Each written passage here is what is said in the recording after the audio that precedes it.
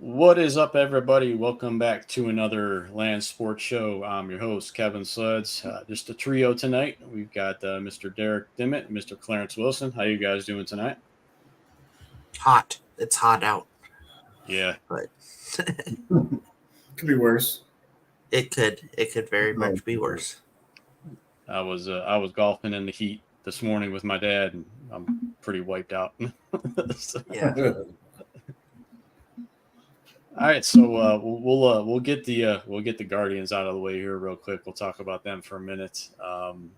Salvaged the game today. Almost had a 4-game sweep of the Royals here in town. Lost the hold on first place, gained it back today with a 7-5 comeback win. But they score, was it 4 runs in the seventh inning? Yeah, I believe. think it was four or five. Big Christmas came through with a big hit. Taven said Guardians are back. For one game, anyways. I think that the frustrating part has been with seeing the offense struggle and some of these guys like Tyler Freeman and Daniel Schneeman and Will Brennan and some others. And you got guys at AAA. You got George Valera going crazy. 5 home runs in the last 6 games, I believe. Juan Brito's been hitting the long ball. Whatever they have against Kyle Manzardo, I don't understand why he can't get back up here. And yet they just keep moving pitchers back and forth, but doing nothing with the offense. So we'll see.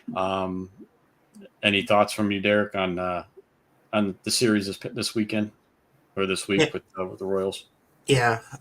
It was big to salvage this victory. I know it's just one and you lost the series, but just get that one, retake the lead in the division, even though there's a little over a month to go, so doesn't mean as much, but just get that victory probably does good for the morale in the clubhouse. Have the off day tomorrow and then welcome Pittsburgh to town for Labor Day weekend. And Pittsburgh's in a tailspin, even worse off than what the Guardians are, so hopefully at the very least you take 2 or 3 from them. And the Royals are heading down to Houston, and it's never easy to play in Houston. They have a pretty potent middle of the lineup and some good pitching down there, so hopefully the Guardians take care of business this weekend and maybe get a little help from Houston and maybe get that lead back out to 2, 3, maybe even 4 games come Labor Day on Monday. But yeah, I don't know what they have against giving another youngster a shot. You see what Big Christmas is doing with this lineup, given the shot he was given. Maybe you strike lightning in a bottle twice, bring up Valera, Manzardo, Brito even. I know worried about, getting these guys at bats when they get up here, but, if they're hitting, they'll find their way into the lineup just like Big Junk has. Yeah, but bullpen did great again today. Eli Morgan, I know, went a little over an inning. It was shutout ball out of all of them. Tim Herron got the ball rolling. Then Morgan, Hernagadis, and Clase did what they've done pretty much all season long. So enjoy the day off tomorrow. Lick your wounds a little bit after this difficult series with Kansas City, but come out right Friday and, they avoid Paul Skeens. That's kind of like avoiding Tanner Bybee if you're going up against Cleveland right now. So take that for what it's worth. You're missing their best pitcher, so their offense is kind of sputtered here in the second half. They've had some injury issues. They've had a elevator between Indianapolis and Pittsburgh, kind of like we have with Columbus and Cleveland, with some injuries and moving some pieces and parts. So hopefully the Guardians catch them at a bad time and are able to take 2 or 3, if not a complete sweep this weekend. I had a soundbite all queued up. Yeah.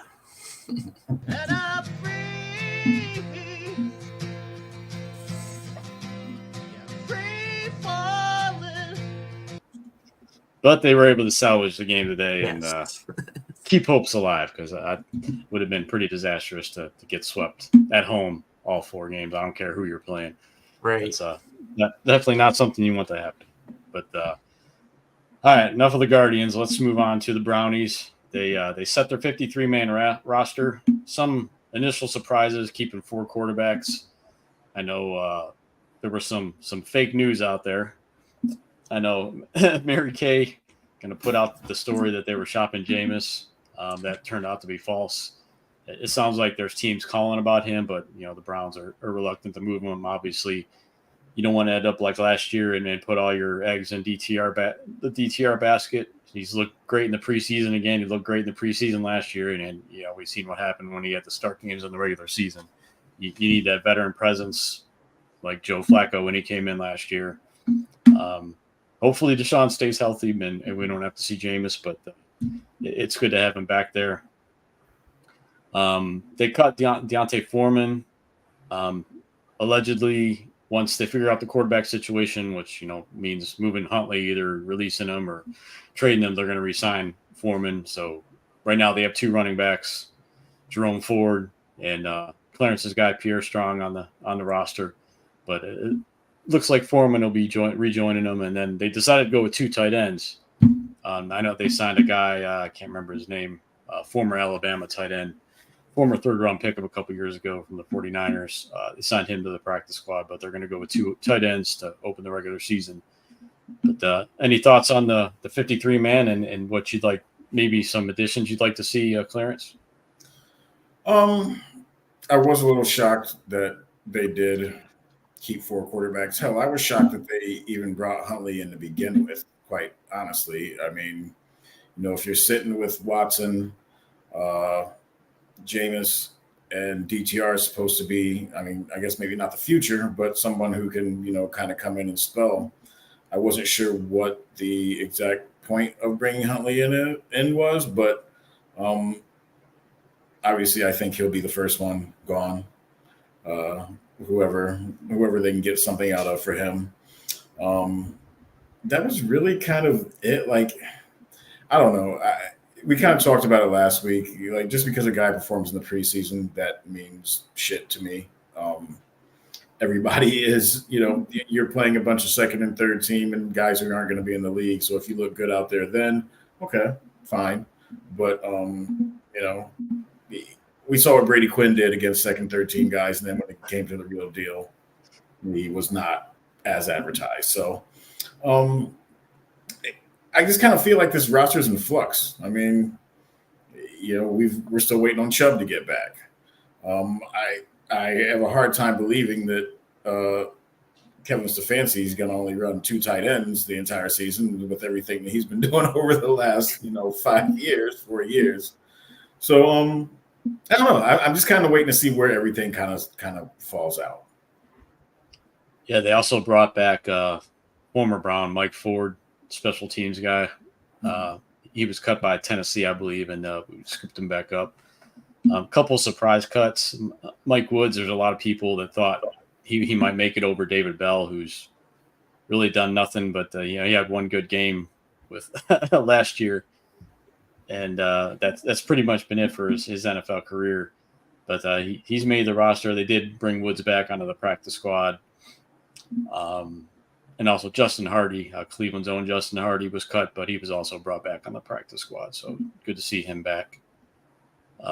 Derek, you have any thoughts? I know, I think, was it Jamari Thrash was named whatever the award they give for the top preseason player. He won it and won a spot, one of their draft picks. So any thoughts on the initial roster? Yeah, kind of echoing what Clarence said and what you've alluded to, Kevin. It's important to remember that just because this is the 53 after final cutdown day, it may not be the 53 even going into week 1 here next Sunday. But was a little surprised to see him keep 4 quarterbacks. It makes me think that they have a couple people maybe jockeying for position to get Huntley. And I kind of saw them bringing in Huntley maybe as injury insurance, and also kind of like what they did with Cade York, bring him in, kind of showcase him a little bit, and then pick up a day 3 draft pick, just for the trouble of using one of the 90-man spots for training camp. But it's good to have him, in case, the wheels fall off, kind of like last year, have someone that kind of went through the off season, some of the terminology, you can never have enough of that. But yeah, only 2 running backs. I don't think that will be something that holds true. And like Clarence alluded to, Kevin Stefanski loves his tight ends, so only having 2 on the roster, that probably will change here sooner rather than later as well. Unfortunately, didn't really get to watch much of the preseason and wasn't really following too closely. You were We pretty fortunate. much knew who. You were fortunate. It wasn't shit to watch, man. Yeah, yeah. I didn't stay up till after midnight on Saturday to watch guys that are applying at Progressive Auto Insurance right now. Go out there, but yeah, I'm excited for the season to start though. Let's get going for real. It'll be interesting to see how the offensive line shakes out. I know Conklin and Wills are both back off of the pup and on Sort the of. active roster. Yeah, they're on the roster, Wills but isn't practicing yet. yeah, right. Yeah, so that's worrisome because they don't really have anyone else that has experience playing left tackle. I know they have a Fidi or whatever, but I think he was primarily a right tackle um, out in Seattle. So making that switch over to the left side, which isn't the easiest thing in the world. It's not like I can't think of a good analogy, but yeah, it'll be interesting once season starts. Got Dallas coming to town, and I know we'll get into that next week's episode. But yeah, it will be a big game, and it's at home, so that's always exciting to open the season at home.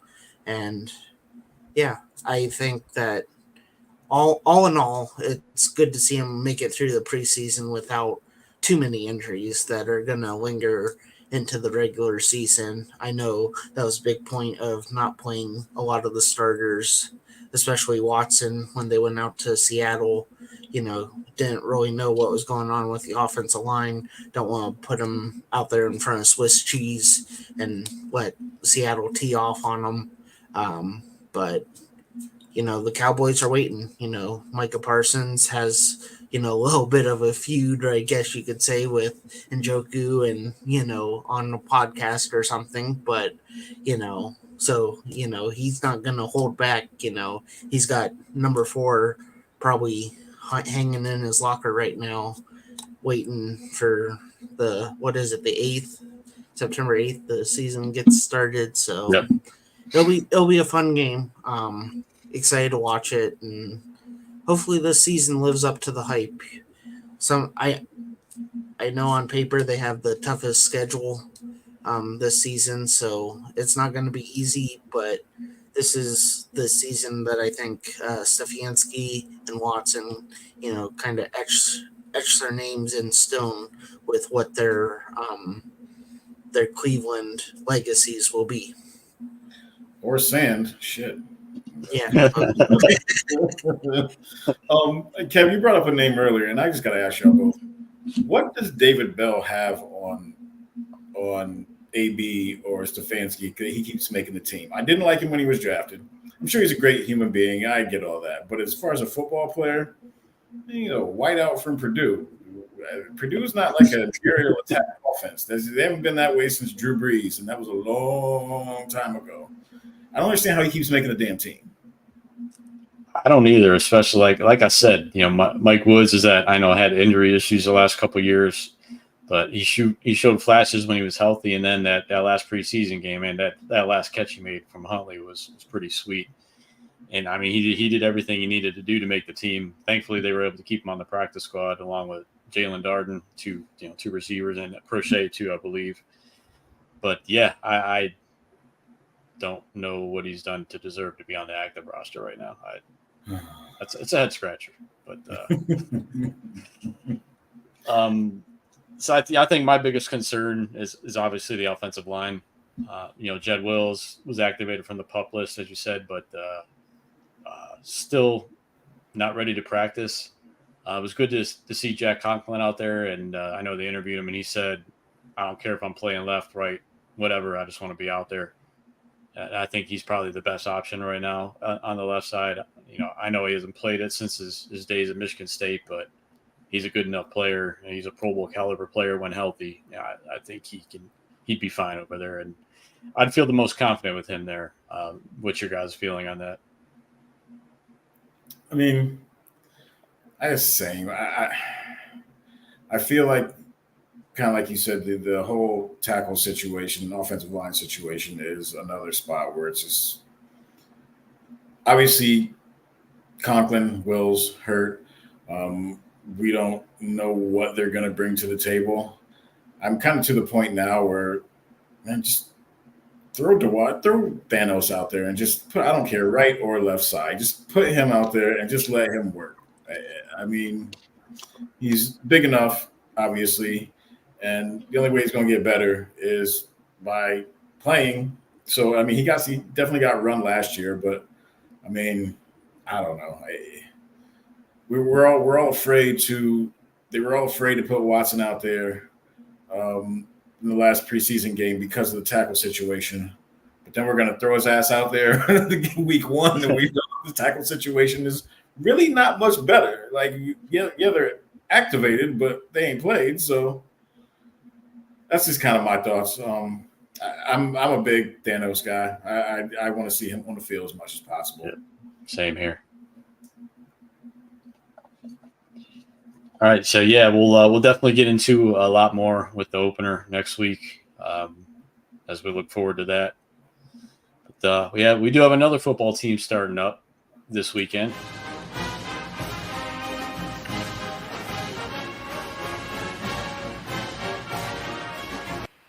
Against the Akron Zips at Ohio Stadium. This is the season that a lot of people are looking forward to. I don't know. Clarence was, but a lot of other people are. This is, in my opinion, the most stacked roster I've seen since I've been watching Ohio State football. I mean, they have everything they need to succeed. I mean, look at the receiver room. As good as it was last year, you add the freak freshman Jeremiah Smith, 6'3", who's just a freak of an athlete. He's going to be the first freshman wide receiver starting in a long time at Ohio State. You had at the quarterback Will Howard. You had a top 10 running back in Travion Henderson, and what did you do? You added a top 5 running back in Quinshon Judkins. And then defensively, you had a couple big-time defensive backs, Denzel Burke and Latham Ransom, come back. And then on top of that, you added Caleb Downs from Alabama, who was arguably the best defensive back in the country last year. So there's no excuse this year, no excuse for Ryan Day. They're loaded. Derek, what are your thoughts on the Buckeyes? I mean, you said it. This is make or break time for Ryan Day. Like, it's put up or shut up. You have the best team that you've assembled that has been assembled at Ohio State in quite some time, thanks to the transfer portal and things of that nature. But, you're bringing in top talent every year, whether it's through the portal or getting them out of high school. So there's no reason that this team shouldn't be. I think they're number 2 now, and Georgia's 1. That's the way it should be probably throughout the year. You go up north, they're in turmoil with all the things going on outside of the locker room and stuff, and talk of the coach being suspended for the whole year. I'm not sure if that's official yet or if that's just rumored, but just a lot going on. It takes me back to when Urban Meyer was here and he was suspended. Then Ryan Day was the interim coach, and just some of that outside noise, especially when it's outside noise affecting 18, 19, 20-year-olds, maybe don't have the maturity to block it out. And it'll be interesting. This is the first year of the expanded Big Ten. So I know we're still, it's like October 12th or something, but have the game. Is it in Oregon, or does Oregon come to Ohio State? I forget. I'm pretty sure it's in Oregon. Okay, so that's a difficult place to play. So it's not going to be an easy schedule, despite having the talent that they do. But excited to see them get out there. And college football doesn't have preseason, but the Buckeyes play Akron, and it is what it is. Preseason. Yeah.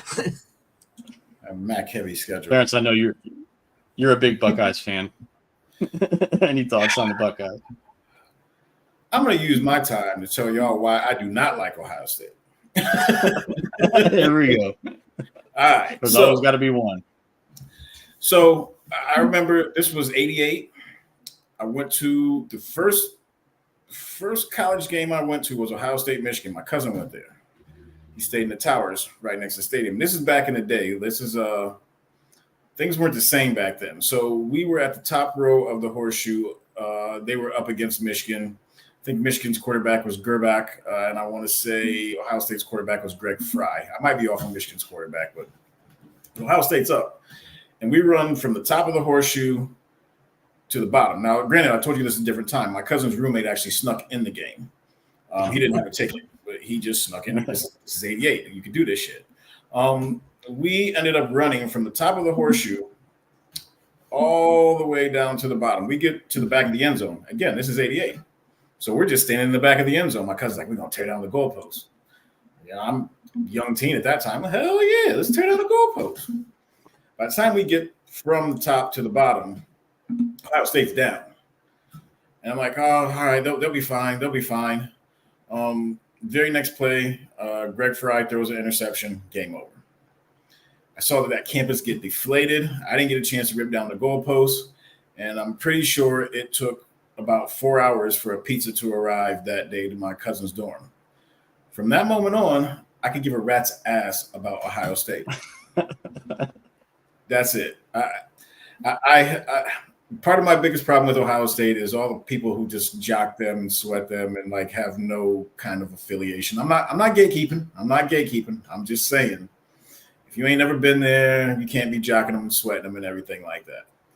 That being said, this is kind of a do or die year for Ryan Day. He can't mess around and lose to Michigan again. Like, no, he cannot mess around and lose to Michigan again. Now, I want to ask you guys, what happens? Is he safe if they lose to Michigan, they get in the playoffs, and maybe they make it to the final game of the playoffs and lose? Is he still safe? I would say yes. Yeah. Now, if they were to lose to Michigan and not make the playoffs, yeah, I'd say. What about losing to Michigan and maybe winning the first round of the playoff but getting eliminated? I think he's gone. Gone? Yeah, I agree with Derek. Okay. I'd say so too. Like I said, there's no excuse with this roster. If they stay healthy, he's got everything he needs. Got on both sides of the ball, so there's no excuse this year. They need to be in the national title game. They need to beat Michigan. I'll be shocked if it happens. I'll just say that right now. Yeah, after the last couple of years, it's. I tend to agree with you a little bit, but I'm hoping things change this year. D, you got Ohio State in the background. What's up, man? What you got to say?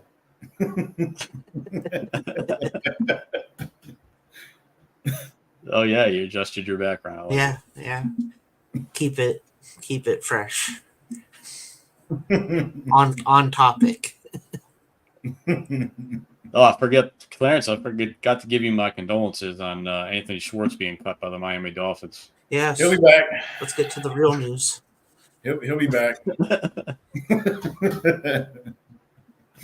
Chat guys, we stick together, man. So a little bit of Cavs news today. They announced they're bringing Luke Travers over from Australia on a two-way deal. So their 3 two-way deals are now all booked up with he and Imani Bates back, along with JT Thor, who they also signed this offseason. So should be a fun team for the Cleveland Charge, anyways. But we'll see if any of them make an impact with the Cavaliers this year. Anything else, guys? I know it's kind of a short show tonight. Any other thoughts? I'm gassed up to see real football. I'm gassed up to see the Cleveland Browns play. Again, I'm not that big preseason guy. I could care less about any shit that happens on the field during preseason. It's not like the old days where the dress rehearsal was the third game or whatever. If these dudes don't play at all, I watched the most preseason football. I watched pretty much the entire preseason. When I watched a little bit of the second half of the Seattle game, and I was like, what am I doing here? This is stupid. There's other shit I can be doing with my time. I ended that one at halftime. I watched the first half. That was enough for me. Nah, go Browns. That's all I got, man. I'm ready for real football. Next week, before we do the show, I'll let y'all know I will be tailgating. I will be in rare form. 4 p.m. start. Let's get it. Nice. Perfect. Yeah, we'll be we've got the Labor Day holiday Monday, so we'll be back on Wednesday again next week, and we'll be talking all about the Browns and Cowboys Week 1 matchup.